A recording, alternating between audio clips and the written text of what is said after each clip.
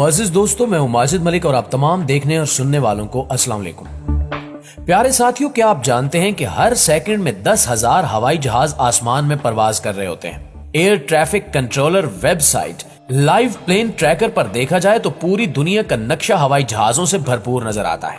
लेकिन हैरत की बात यह है कि दुनिया में कुछ मकामात ऐसे भी हैं जहां की फिजाई हदूद से हवाई जहाज को गुजरने की इजाजत नहीं है, या फिर मुख्तलिफ वजूहात की बिना पर हवाई जहाजों को इन मकामात से गुजरने नहीं दिया जाता। आज की वीडियो में हम आपको इन्हीं मकामात के बारे में बताएंगे जहां हवाई जहाज नहीं जा सकते। लिहाजा इस कीमती और मालूमाती वीडियो को शुरू से लेकर आखिर तक जरूर देखिएगा।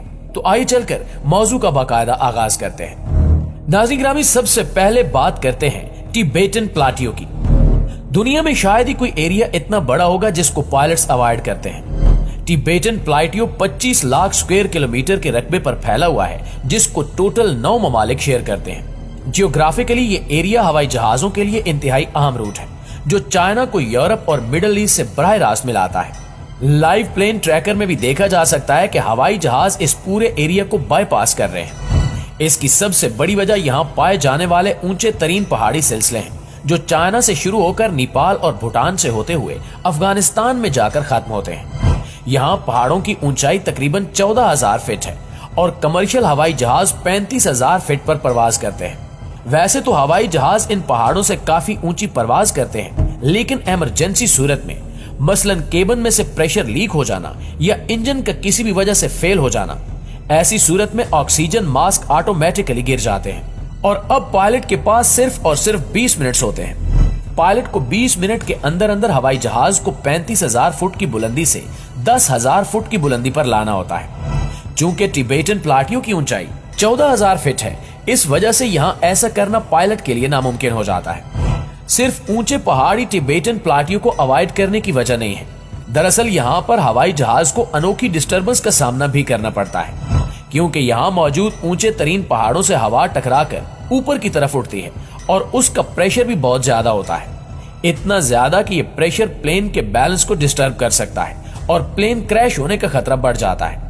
यही वजह है कि हवाई जहाज टिबेटन प्लाटियो की फिजाई हदूद से नहीं गुजर सकते। दोस्तों, अब जिक्र करते हैं वोल्केनोज यानी आतिशफिशां पहाड़ों का। जनवरी 2022 को साउथ पैसिफिक ओशियन में टूंगा आयरलैंड के करीब जेरे समंदर आतिशफिशां फट गया। इसका धुआं और राख का बादल इतना बड़ा था कि इसने हिस्ट्री के सारे रिकॉर्ड्स ही तोड़ डाले। इस वाक़े को सैटेलाइट ने भी रिकॉर्ड किया था। राख के ये बादल आसमान में 1,90,000 फुट की बुलंदी तक रिकॉर्ड किए गए थे। इतनी ज्यादा ऊंचाई पर पाए जाने वाले ऐश क्लाउड्स किसी भी जहाज को आसानी से नुकसान पहुंचा सकते हैं। आतिशफिशां से निकलने वाला राख का बादल हवाई जहाज की विंडशील्ड को भी तोड़ सकता है और इंजन को भी नुकसान पहुंचा सकता है। ऐसा ही एक वाकया 24 जून 1982 को लंदन से न्यूजीलैंड जाने वाली फ्लाइट के साथ पेश आया था, जब एक फ्लाइट रास्ते में एक वोल्केनिक क्लाउड के ऊपर से गुजरी। ये वो दौर था जब जहाज में सिगरेट पीने पर कोई पाबंदी आयद नहीं थी। जब जहाज में धुआं जमा होना शुरू हुआ तो पहले सब ने यह समझा कि शायद कोई सिगरेट पी रहा है, पर आगे जो हुआ उसने सबके रोंगटे खड़े कर दिए। क्रू और पायलट को धुएं में सल्फर की बदबू आने लगी। तभी वो समझ गए कि जरूर कोई गड़बड़ है। वोल्केनिक ऐश इंजन में जाकर फंस गई, जिसने जहाज के इंजन्स को बंद कर दिया और फिर हवाई जहाज अपना तवाजुन खोने लगा। खुशकिस्मती ये थी कि 37,000 फुट की बुलंदी से जब हवाई जहाज 12,000 फुट की बुलंदी पर आया तो 4 में से 3 इंजन स्टार्ट हो गए और हवाई जहाज को बाहिफाजत लैंड करवा लिया गया। लेकिन उस वाक़े के बाद से पायलट्स ने वोल्केनोज के ऊपर परवाज करना छोड़ दिया। इस मकसद के लिए एयर ट्रैफिक कंट्रोल ने दुनिया भर के एक्टिव वोल्केनोज की फहरिस्त मुरतब कर रखी है कि ये किन किन इलाकों में वजूद रखते हैं, जिसके बाद इन इलाकों की फिजाई हदूद का इस्तेमाल एयरलाइंस पर बैन कर दिया गया। नाज़रीन ग्रामी, अब आपको क्रेटर्स के बारे में बताते हैं। क्रेटर्स दिखने में जितने खौफनाक लगते हैं, असल में इससे कहीं ज्यादा नुकसान पहुंचा सकते हैं, खास तौर पर अपने ऊपर से गुजरने वाले हवाई जहाज को।